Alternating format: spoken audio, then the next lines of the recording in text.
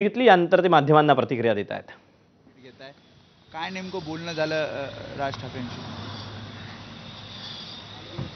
सन्माननीय राज ठाकरे साहेबांची आज भेट घेतली आणि तो जो प्रकार तिथे महाराष्ट्र सैनिकांनी जो केला तो जो उद्रेक होता त्या संदर्भात सन्माननीय साहेबांशी सगळी सविस्तर चर्चा झाली आणि महत्त्वाचा विषय होता त्याच्यापेक्षा जास्त विषय होता तो होता आमच्या जयचा.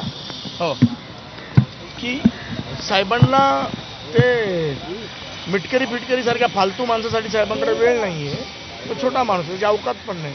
साहेबांचा विषय होता फक्त आमच्या जय ह्या आमच्या लेकराबद्दल साहेबांना म्हणजे इतकं अतीव दुःख झालं होतं की ते कसं घडलं, घातपात आहे की काय आहे, ती सविस्तर चर्चा वगैरे सन्मान्य साहेबांबरोबर झाली आणि साहेबांनी काही इन्स्ट्रक्शन दिलेत त्यावरती आम्ही आता काम करणार आहोत. विजय मालोकरच्या मृत्यू पश्चात आता अमोल मिटकरी आरोप करतात की याला केवळ आणि केवळ कर्णबळामुळे जबाबदार.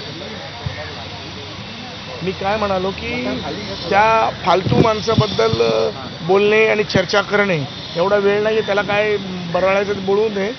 ज्याच्या तोंडालाच मुळव्याध झालं आहे, आम्ही हे कालपासून बोलतो आहे, त्याच्याबद्दल काय चर्चा करायची? तो फालतू माणूस आहे. आता विषय आमचा असं होता की आमचा जय जो आहे त्याचं सांत्वन त्याच्या घरच्यांचं सांत्वन करण्यासाठी सन्माननीय अमित साहेब आता तिथे अकोल्यात पोचलेच आहेत, तुम्हाला माहीतच असेल, किंवा आता एक 2-4-5 मिनिटामध्ये पोचतील. विषय असा आहे की आम्ही तिथे जाऊन ते संतावन वगैरे करणं, मी पण आता निघतोय. आज मला साहेबांनी बोलवलं म्हणून मला जाता नाही आलं आणि मला तिथे जाऊन मला माझी स्वतःची बेल पण करून घ्यायची, म्हणजे जामीन करून घ्यायचा आहे, जेणेकरून आता FR आहे तर आहे ना, माझ्यावरती गुन्हा दाखल झाला आहे. जर गुन्हा दाखल झाला आहे तर कायद्याच्या चौकटीत बसून मला कायद्यापुढे जाऊन शरण होणंच आहे. 13 जणांवर गुन्हा दाखल झाला, 2 जणांना ताब्यात घेतलं, नाही 3 जणांना ताब्यात घेतलं, 3घांचाही बेल झाला काल.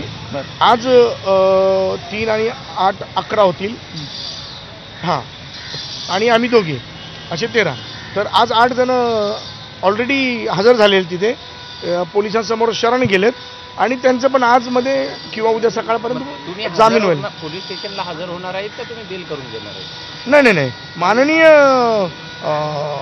कोर्टाच्या जी गाईडलाईन्स आहे आणि संविधानिक तत्वानुसार मला पहिलं पोलीस स्टेशनला जायला लागेल, मला तिथं हजर व्हायला लागेल, मग पोलीस मला कोर्टमध्ये घेऊन जातील. आता अमोल मिटकरी बाबतीत आणि चौकटीचं बोलताय, संविधानाचं बोलताय, तुम्हीच कायदा हातात घेतला, गाड्या फोडल्या, मग असं हे विरोधाभास नाही आहे का? तुम्हीच सगळं बोलताय. तुम्ही क्लिप पाहिली आहे का मी कुठे आहे? तुम्ही म्हणालात म्हणून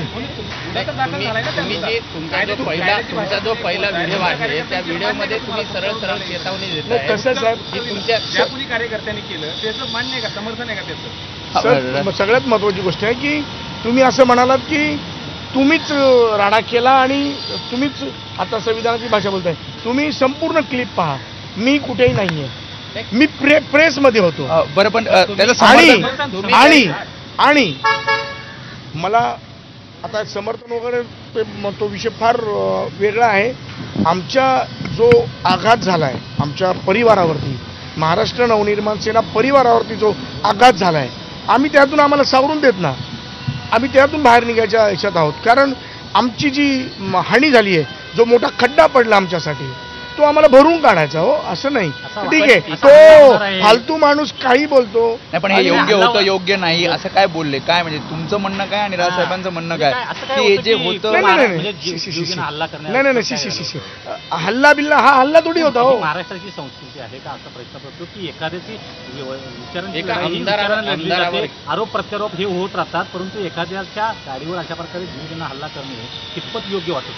नाही, पत्रकार मित्रांनो, तुमचे सगळे प्रश्न मला अवगत आहेत, मला माहिती आहेत, त्याची मी पूर्ण आदर करत.